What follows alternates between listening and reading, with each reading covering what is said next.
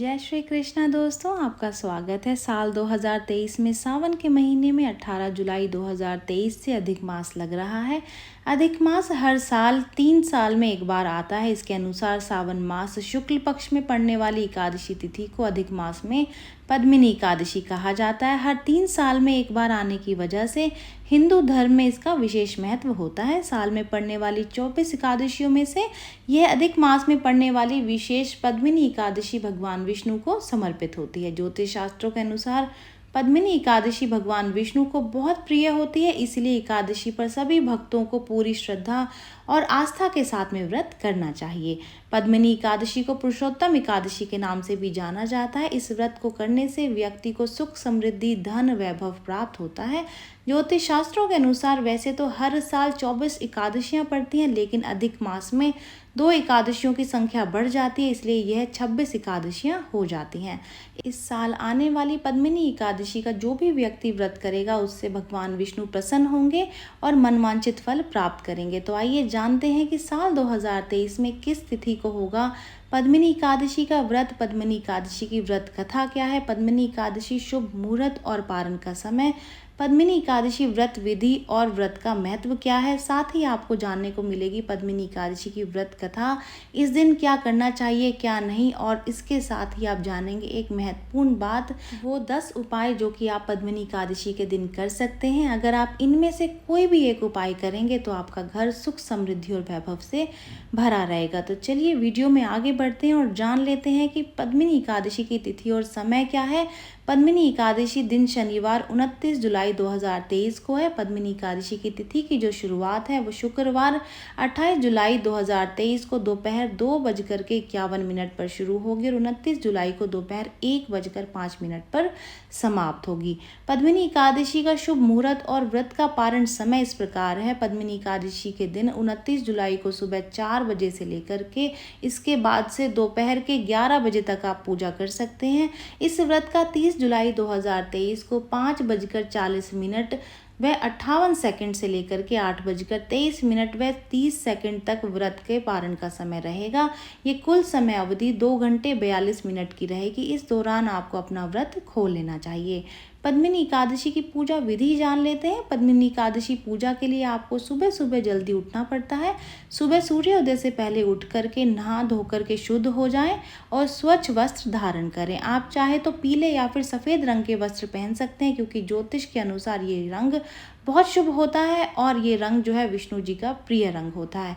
अब सूर्य देव को जल अर्पित करें और जल अर्पित करने के पश्चात अपने सीधे हाथ से थोड़ा सा जल ले करके संकल्प मंत्र बोल करके संकल्प अपने व्रत करने का संकल्प लें और जल को ज़मीन पर आराम से अर्पित कर दें। अब आप एक सुंदर फूलों वाली चौकी तैयार करें। अब उस चौकी पर भगवान विष्णु की प्रतिमा को रख दें। प्रतिमा के पास में कलश भी रख दें। अब आप भगवान विष्णु की पूजा शुरू करें।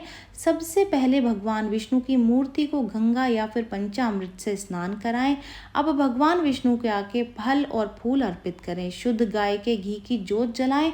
धूप बत्ती भी जरूर से लगाएं। अब आपको प्रतिमा के सामने स्थान ग्रहण करके भगवान विष्णु के 108 मंत्रों का जाप करना है। जाप पूरा होने के पश्चात आपको विष्णु कवच या फिर विष्णु पुराण का पाठ करना है। इस व्रत में पद्मिनी एकादशी की कथा पढ़ना बहुत ही महत्वपूर्ण होता है, इसलिए विष्णु पुराण का पाठ करने के बाद में पद्मिनी एकादशी व्रत कथा जरूर से पढ़नी चाहिए। व्रत कथा पढ़े बिना व्रत पूरा नहीं किया जा सकता।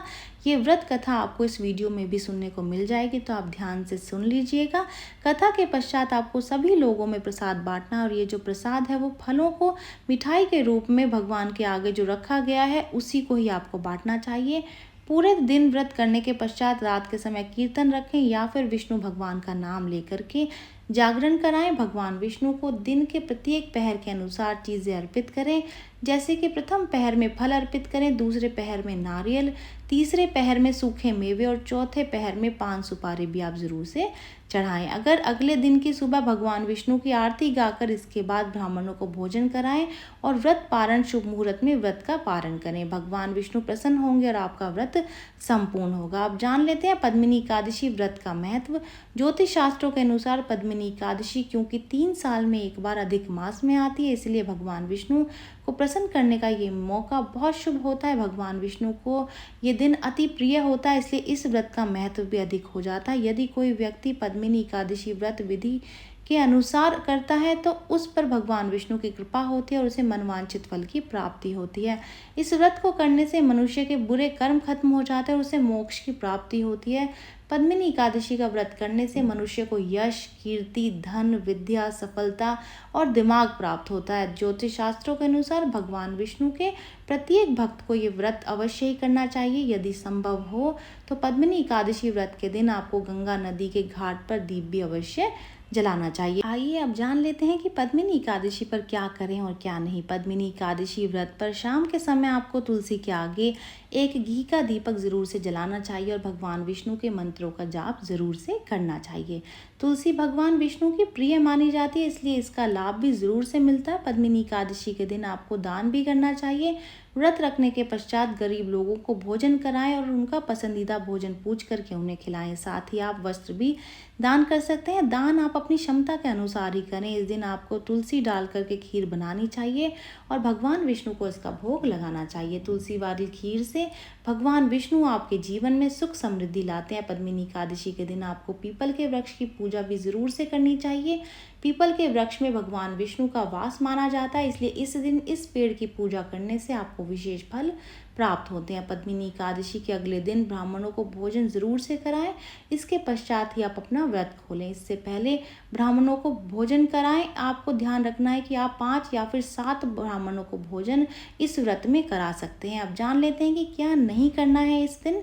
पद्मिनी एकादशी के दिन किसी भी प्रकार का मांस, मदिरा या फिर तामसिक भोजन जैसे कि लहसुन, प्याज, लाल मिर्च, तेज मसाले, इनका प्रयोग नहीं करना है। इस व्रत में किसी भी प्रकार का अन्न ग्रहण ना करें और ना ही जल पिएं। लेकिन यदि आप निर्जला व्रत नहीं रख सकते तो जल ग्रहण कर सकते हैं और एक समय फलाहार भी कर सकते हैं। किसी के लिए गलत विचार या फिर गलत भावना अपने मन में ना रखें। सबके लिए दया अपने मन में रखें। अपने विचारों को शुद्ध रखें और अपने व्रत पर पूरा ध्यान दें। अपने मन को इधर उधर भटकने ना दें। इस दिन या इससे पहले वाले दिन ब्रह्मचर्य को ना तोड़ें। ब्रह्मचर्य का पालन करना इस व्रत के पहले वाले दिन से ही ज़रूरी होता है, इसलिए अगर आप व्रत कर रहे हैं तो इन बातों का ध्यान आप ज़रूर से रखें। काम, क्रोध, लोभ, मोह, अहंकार अपने अंदर ना रखें। व्रत करते समय इन सभी को त्याग दें। कोई कुछ भी कहे उसके लिए भी अपने मन में कुछ भी ना रखें। अपना मन और दिमाग दोनों ही चीज़ों को शांत रखें। पद्मिनी एकादशी व्रत कथा जानना भी बेहद ज़रूरी है, क्योंकि इसको सुने बिना व्रत संपूर्ण नहीं माना जाता। हिंदू मान्यताओं के अनुसार पद्मिनी एकादशी व्रत का महत्व और कथा भगवान श्री कृष्ण ने अर्जुन को सुनाई थी। इस कथा के अनुसार त्रेता युग में एक राजा कृतवीर्य हुआ करते थे। राजा कृतवीर्य बहुत महान और पराक्रमी थे, लेकिन उनको विवाह के काफ़ी वर्षों बाद भी कोई संतान प्राप्त नहीं हुई थी। राजा कृतवीर्य ने संतान प्राप्ति के लिए बहुत अधिक विवाह किए, परंतु इसका भी उन्हें कोई फायदा नहीं हुआ। राजा का राज्य बहुत विशाल था, इसलिए राजा इस चिंता में डूबे रहते थे कि उनके बाद में उनके राज्य को कौन देखेगा, राज्य की प्रजा का कौन देखभाल करेगा। इसी चिंता में राजा ने अनेक बार दान, हवन, पूजा ये सब कुछ कराया, लेकिन इसका भी कोई फायदा नहीं हुआ। अब राजा कृतवीर्य अपना सब कुछ मंत्रियों के भरोसे छोड़ करके अपनी सबसे प्रिय रानी पद्मिनी के साथ में कठोर तपस्या पर चल दिए। बहुत अधिक वर्षों तक तपस्या करने के पश्चात भी उनको कोई फल प्राप्त नहीं हुआ। सौभाग्य से एक दिन रानी पद्मिनी की मुलाकात सती अनुसुईया से हुई। तब रानी पद्मिनी ने उन्हें अपनी सारी व्यथा सुनाई। अब सती अनुसुईया ने रानी पद्मिनी को अधिक मास में पड़ने वाले व्रत के बारे में बताया। सती अनुसुईया द्वारा बताई गई विधि के अनुसार रानी पद्मिनी ने ये व्रत को किया। उनके व्रत को पूर्ण होते ही भगवान विष्णु उनके सामने प्रकट हुए और उनसे उनकी इच्छा पूछी। अब रानी पद्मिनी ने कहा कि उन्हें एक सर्वगुण संपन्न पुत्र चाहिए। उन्होंने कहा कि प्रभु, मुझे ऐसा पुत्र दीजिए जो रूप, बल और गुणों में सबसे आगे हो, उसे सभी लोकों में भगवान को छोड़ करके कोई भी हरा ना सके। भगवान विष्णु ने उनकी इच्छा पूरी की और उनको वैसा ही पुत्र प्राप्त हुआ, जिसका नाम कृतवीर्य अर्जुन रखा गया। तो ये कथा इसी प्रकार है। इस कथा को जरूर से सुनना चाहिए। जो भी लोग पद्मिनी एकादशी का व्रत करते हैं उनको व्रत के समय इस कथा को जरूर से सुनना चाहिए, क्योंकि कथा के बिना व्रत संपूर्ण नहीं माना जाता है। अब जान लेते हैं पद्मिनी एकादशी के दिन भगवान विष्णु को प्रसन्न करने के लिए 10 उपाय कौन से हैं जिनको जरूर से कर लेना चाहिए। पद्मिनी एकादशी जगत के पालनहार भगवान विष्णु जी को बेहद प्रिय है और शास्त्रों में कहा भी गया है कि जो व्यक्ति पद्मिनी एकादशी का व्रत सच्चे मन से करता है उसे विष्णु लोक की प्राप्ति होती है।